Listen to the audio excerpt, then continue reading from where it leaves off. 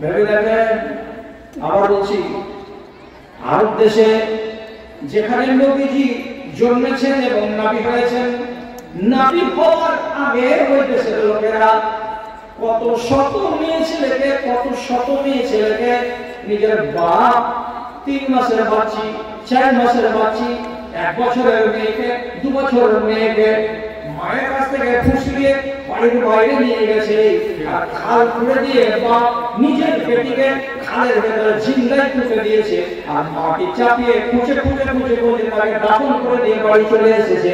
একটা নয়, দুটা নয়, 3টা নয়। কত বড় জুলুম হয়েছে! এটা কল্পনা করা যায় যে মানুষকে জিন্দাই কবরে ভরে দিবে? করেছে নারীদের সাথে। খেয়াল করার দিকে আমার কাছে যদি 10টা খুন না যায় এই এলাকা থেকে বেটি ছেলে কালকে পরশু 7 দিনের ভিতরে, তাহলে জানবো যে এখানকার বেটি ছেলেরা কিছু বুঝতেই পারে না। সেদিন বিকলে জালসা হলো, বিকলে জালসা করে 8 দিন ধরে কমসে কম 20 থেকে 25টা খুন মহিলারা করেছে। এইটা বুঝতে পারিনি মাওলানা, এই কথাটা ধরতে পারিনি মাওলানা। তো ভালো কথা, যেটুকু ধরতে পারিনি তো ধরে দিয়েছি। আপনারা ধরতে পারছেন কি না তার প্রমাণ হবে এটা যে কালকে আমার কাছে খুন যাবে, পরশু আমার কাছে কেউ খুন করবে, এটা কথা আমি বুঝতে পারিনি। বুঝো, ভালো করে বুঝো। এই জীবিত মেয়েকে বাপ বুঝে দিয়েছে, তুই বেটিকে না হলি। আল্লাহ ইজ্জত দিয়েছে কি বলে? কোরআন মাজিদে আইন দিয়েছে কি বলে? ওয়াইজাল মাউউদাতু সুইলাত বিআইয়ি যামবিন কুতিলাত। ও দুনিয়ার বাপেরা, যারা যারা তোমরা নিজের বেটিকে জীবন্ত অবস্থায় পুঁতে দিচ্ছ, মাটি দিয়ে দিচ্ছ, এই মেয়েটাকে মার্ডার করার কারণে কিয়ামতের দিন আল্লাহ রাব্বুল আলামিন তোমাকে মার্ডার দেশের আসন বানিয়ে হাজির করবেন। সেই দিন জিজ্ঞেস করা হবে আর বেটিটাকে খাড়া করা হবে তোমার সামনে, আর বেটিটাকে বলা হবে, বল তোর বাবা মেয়ে ছেলে তোকে কে মার্ডার করেছিল? আপনার জন্ম দেওয়া বেটি চোখের সামনে বাপকে দেখে বলবে, হে আল্লাহ, এটা আমার বাপ, এই আমাকে জন্ম দিতে হওয়ার পরে আমাকে জিন্দাই মাটিতে পুঁতে দিয়েছিল, কেন যে আমি বেটি হয়েছিলাম। আপনি জলদি রে বাপ, সাবধান হয়ে যা। আল্লাহ তাআলা ইজ্জত দিলে আর বলল বেটিকে পুঁতে দাও বন্ধ করে দিল। অবশ্যই ইতিহাস বলছি কি মিশরে একটা নদী আছে, তার নাম নীল নদী। সে দেশের লোকের বিশ্বাস হলো কি বছরে একটা সুন্দরী বেটি ছেলেকে যদি বলি না দেওয়া যায় মিশরের নীল নদে, নীল নদে পানি আসবে না। আর যদি নদীতে পানি না আসে তাহলে চাষাবাদ বন্ধ হয়ে যাবে আমাদের। এই জন্য কি করতো তারা? ওরে সালেমের ব্যাপার, সালেমের আগে 3-4টা লোক বেরিয়ে যেত নাস্তা পানি হাতে করে, এই গ্রামে ওই গ্রামে, ওই গ্রামে ওই গ্রামে, খুঁজে ওই এলাকা যেটা সবচাইতে সুন্দরী বেটি ছেলে তাকে তার বাপের কাছ থেকে টাকা দিয়ে কিনে নিয়ে আসতো। যে মেয়ে ছেলেটি এখনো বিয়ে হয়নি এমন একটা কুমারী মেয়ে ছেলে তাকে বাসায় করে নিয়ে আসতো, এসে নদীর কিনারায় খাড়া করে একটা অনুষ্ঠান করা হতো। আর অনুষ্ঠান করার কালে কেউ দিত তাকে শাড়ি, কেউ দিত তাকে ব্লাউজ, কেউ দিত তাকে সায়া, কেউ দিত তাকে গয়না, আর কেউ দিত তাকে আরো 5 রকমের জিনিস তোহফা দিয়ে, হাদিয়া দিয়ে মেয়ে ছেলেকে সামনে উঁচা করে দিত। কিন্তু নারীটা এতগুলো তোহফা পাওয়ার পরেও কিঞ্চিত পরিমাণে হাসতো না। কেন হাসতো না? ওরে আমার দেশের লোকেরা এতগুলো যে তোমরা আমাকে হাদিয়া দিয়েছো, তোহফা দিয়েছো, এগুলো আমার কোন কাম দিবে? কেন? এগুলো যদি যায় তো আমার বাপের বাড়ি যাবে, আর তোমরা তো আমাকে এখনই নীল নদীতে বলি দিয়ে দেবে, তাহলে আমার এগুলো পেয়ে লাভ কি হলো বলতো? কাঁদতে কাঁদতে শেষকালে কি করতো এই জালিমেরা মেয়ে ছেলেটির পা দুটোকে বেঁধে দিত, হাত দুটাকে বেঁধে দিত, চোখটাকে তার বন্ধ করে দিত।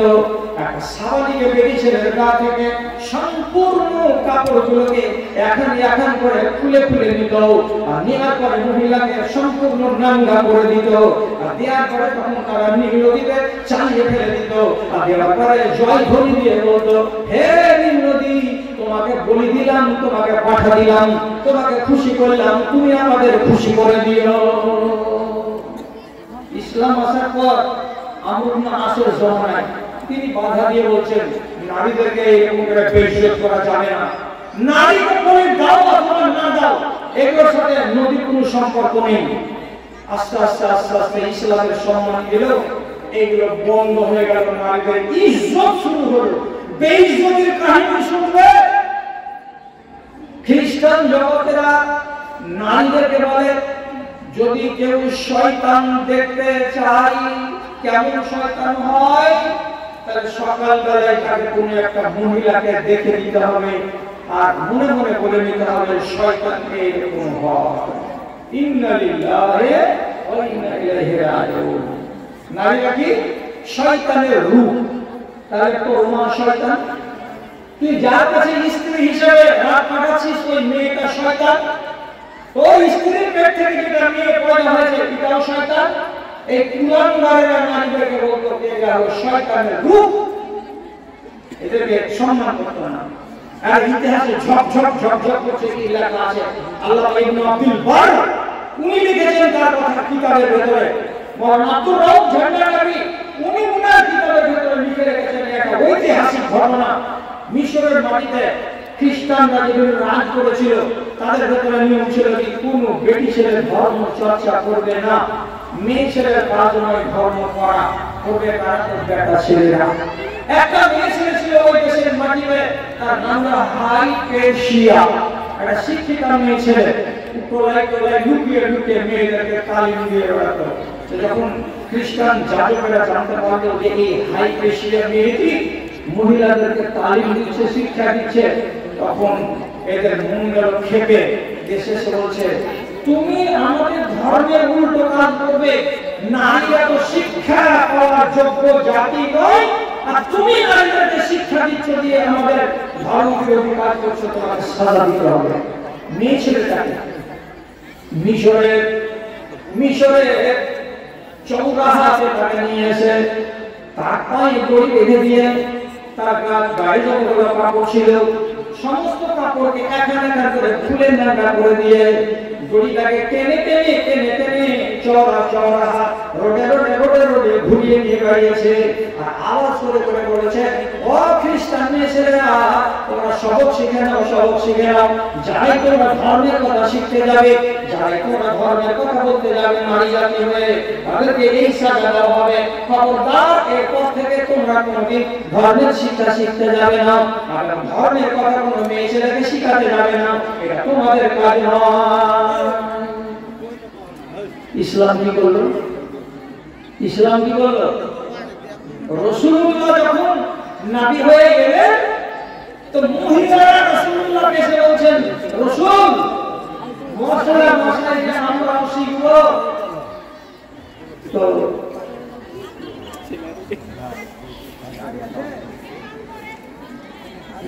আর তুমি এরানি না আর কি এই যে নাটক করা বল পানি বুঝে না পারেন কিসমতুল্লাহ না কোথায় আমি বলবো, কিসমতুল্লাহ বলে একটা বাচ্চা হারিয়ে আসে, এরা কি পরের বাচ্চাকে নিয়ে বসে আছে?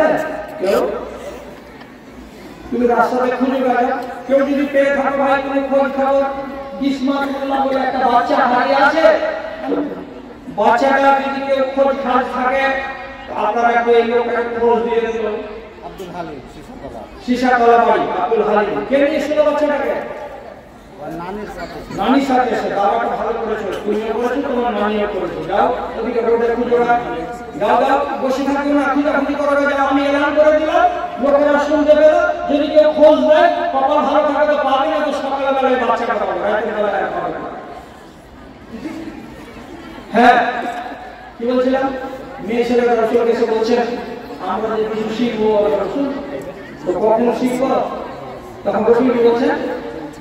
মেয়েরা কি বলছিল রাসূলকে, ইজআল লানা মাওইদান, আল্লাহ রাসূল আমরা মশলা শিখব, মাসিকের নিয়ম কেমন, পাক হওয়ার নিয়ম কেমন, ইস্তিনজার নিয়ম কেমন, জুনবি কেমন হয়, জুনবি হওয়ার পরে পাক কেমন করে হতে হয়, বাচ্চা প্রসব করার পরে মেয়ে ছেলে কতদিন না পাক থাকে আর কতদিন পরে পাক হয়, পাক হয়ে গেলে কি করতে হয়, এই মশলাগুলো তো আমাদের জানতে হবে। আপনি আমাদেরকে কবে শিখাবেন? তখন নবী করিম সাল্লাল্লাহু আলাইহি ওয়াসাল্লাম বলেন, ও মেয়েরা তোমরা বেটা ছেলেদের সঙ্গে বসে এগুলো শিখতে পারবে না, আমি তোমাদেরকে একটা দিন ধার্য করে দিচ্ছি। মঙ্গলবারের দিন কিংবা বুধবারের দিন কিংবা বৃহস্পতিবারের দিন তোমরা আব্দুল জব্বারের বাড়িতে জমা হও, আব্দুল সামাদের বাড়িতে বড় আছে ওর বাড়ির বারান্দায় তোমরা জমা হও, আমি ওখানে হাজির হব। আর তোমাদেরকে সব বিষয়ে তালিম দেব, কেমন করে পাক হতে হয়, কেমন না পাকি হয়, আর কি করে ইস্তিনজা করতে হয়, কি করে তাহারাত থেকে, কি করে জুনবি থেকে পাক হতে হয়, সব তালিম তোমাদেরকে দেওয়া যাবে। তোমাদেরকে শিক্ষা থেকে দূরে রাখা যাবে না। ইসলাম হলো এর নাম যে আপনাদের কাউকে মূর্খ বানিয়ে ইসলাম রাখতে চায় না। সবাই শিখো, সবাই শিখো, শিখে জানো।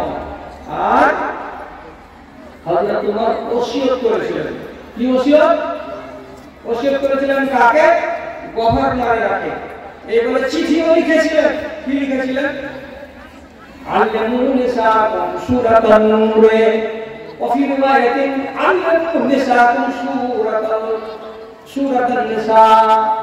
হযরত উমর নিজের আমেলগুলোকে চাকর করে বলেছিলেন, এই দেশের লোকেরা, তোমরা এদেশে যতগুলো বেটা ছেলে আসো, খবরদার কান করে শুনো, তোমাদের মেয়েগুলোকে, তোমাদের বেটিগুলোকে, তোমাদের বাড়ির নারীগুলোকে খবরদার খবরদার খবরদার সূরা নূরটাকে পড়িয়ে দাও, সূরা নূরটাকে পড়িয়ে দাও, সূরা নূরটাকে শিখিয়ে দাও। কেন সূরা নূর শিখিয়ে দাও? সূরা নূরের ভিতরে লেখা আছে পর্দার বিধান কেমন হয়, সূরা নূরের ভিতরে লেখা আছে ব্যভিচার করতে গেলে কি সাজা দিতে হয়, সূরা নূরের ভিতরে লেখা আছে কোন নারীকে যদি অপবাদ দাও বা কোন নরকে যদি অপবাদ দাও তাহলে অপবাদ দিতে গেলে কি সাজা পাওয়া যায়, কোন নারী যদি বেহায়া হয়ে যায় তাহলে বেহায়া নারীর শাস্তি কি হতে হয়, কোন নারী যদি জিনা করে, কোন নারী যদি পোশাক আশাক ব্যবহার করে, পরিধান করে, তো তাহলে তাকে কেমন করে বাইরে যেতে হয় আর কেমন করে নিজের স্বামীর বাড়িতে থাকতে হয়, এগুলো সব জ্ঞান দেওয়া হয়েছে কিসের ভেতরে? সূরা নূরের ভেতরে।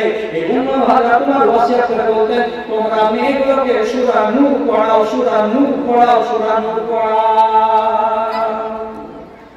জি, ইসলাম পিছিয়ে রাখতে চাই না। এবার আমি যদি এইভাবে পথ চালিয়ে যাই তো তোমরাও তো শুনি চলে যাবে, অথচ একটা নওজোয়ান বক্তা আছে আমার পরে, ও আসবে, আমাকে একটুখানি তোমাদের কাছে হাত বাড়াতে হবে। এই জন্য আমি আর লক্ষ্য সময় নামিয়ে আর কয়েকটা কথা বলছি, বলার পরে আমি অন্যদিকে যাচ্ছি। সেটা হলো তোমাদের আর একটা কাজ আছে, সেই কাজটা আমি তখন বলিনি, এখন বলছি। এখন কেন? আমি ইচ্ছা করে তখনই বলে দিতে পারতাম, কিন্তু তখন আমি বলিনি, আমার যুক্তি আছে বলার পিছনে বলে। সেটা হলো